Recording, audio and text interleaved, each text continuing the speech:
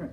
Hi everybody, Mr. Mark here. Going to be talking about making Frankenstein Marshmallow Pops. Now I made several of them here and I brought some of the best ones in. Made them last night with my daughter. She helped me out. She had steady her hands and she was really good at helping with this.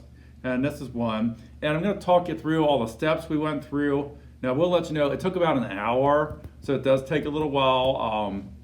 And there's a lot of steps to it, and it's always good if you have another person there. It's good to have an extra set of hands. So it's almost a two-person job to make these. So I'm going to go through what we had, all the steps, and how you make them. So you need your marshmallows. So you take your marshmallow and you put it on your candy stick. You can see just like I'm holding here, and you push it almost to the top of the marshmallow, and then you set those to the side. Now these are important.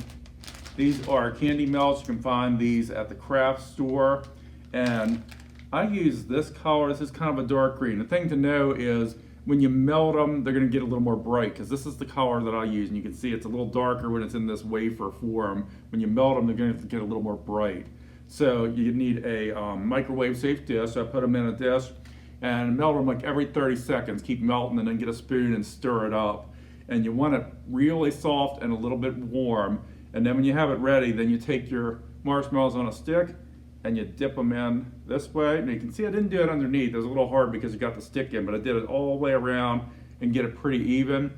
Now we did about 10 of them. So by the time we got through about 6 of them, then you got to take your bowl with your wafers, you got to put it back in the microwave and melt it a little bit more to get it soft.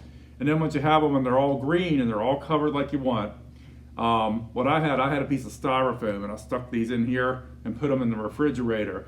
Now, the recipe I was going from said it took about 5 minutes. It took more about 10 minutes, because you want it to be all the way solid, because then you're going to be adding the hair to it. So after about 10 minutes, took them out of the fridge, and then we're going to do some more melting. So got another bowl and got chocolate chips and put some in, and same way with melting in the microwave. Did them 30 seconds, stir with your spoon, and keep going until they're kind of soft and warm. Now here's where the toothpick came in, because you're doing a little bit more work with the hair. So you dip them in this way to get the top of his head covered like that.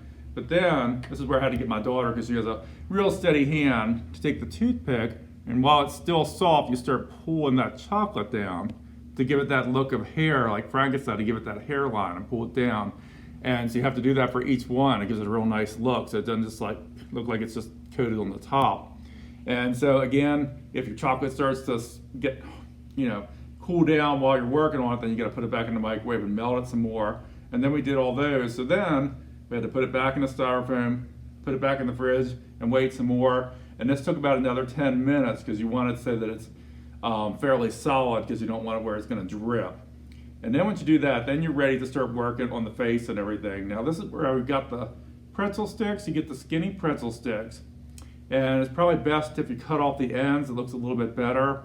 Now we were trying to break them, but that wasn't working, so I got a knife and I just cut off the end. Cut off about pieces about 1/3 of an inch, and then stick one on this side, one on that side, and they should stay in there pretty good. And then it was time to move on to the eyes. So we have these candy eyes, which you can also get at the craft store. Bought them at the same place. I got the candy melts, and so you want to make sure when you're doing the chocolate for the hair that you save some of that chocolate, because you're going to be attaching the eyes with that chocolate. So then you want to take the chocolate, put it back in the microwave, melt it a little bit more. And the easiest way, they say, was to take a toothpick, and you can do it one of two ways. You can either put the chocolate onto the marshmallow and then put the eye on, or you can put the chocolate onto the eyeball and put it on that way. I found that putting the chocolate onto the marshmallow and then taking the eyeball and sticking it on was good, but you want to make sure there's enough chocolate to hold them on there.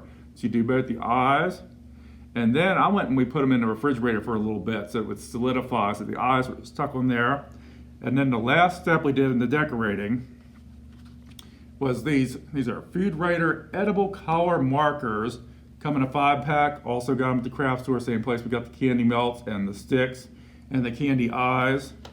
And it's a multi-color set. Now we used the black, and you look closely there that we drew on the mouth. I think we did a couple, let me show you, I think there's some different expressions here. My daughter helped me with this. This one has a little more of a wriggly mouth. This one has a little more, this one almost looks like he's happy. So you can make different expressions if you're making a bunch of them. You can make a sad one, make them scary, whatever you want to do with them. And so then after that, we put them into the fridge for a little bit more to solidify. Now if you have them in there a while, it will get a little bit of a cracked texture to it, which I kind of think is kind of cool for the monstrous expression for Frankenstein's monster, to give it a little bit of crackle on the green, which is kind of cool. And it's very solid now. It's been sitting in the refrigerator for a while. And then you're ready to share or eat or whatever you want to do with your Frankenstein Marshmallow Pops. Like I said, it took about an hour, but it was pretty fun. Just a lot of steps to it.